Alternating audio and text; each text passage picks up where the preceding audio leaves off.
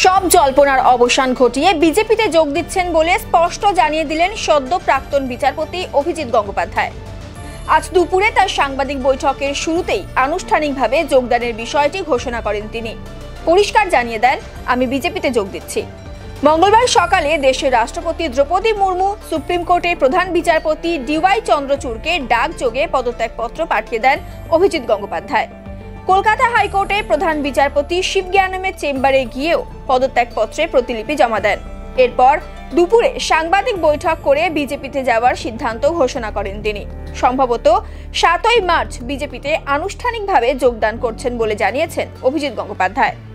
তিনি বলেন, বিজেপি একমাত্র সর্বভারতীয় পার্টি যারা তৃণমূলের দুর্নীতির বিরুদ্ধে লড়াই করছে।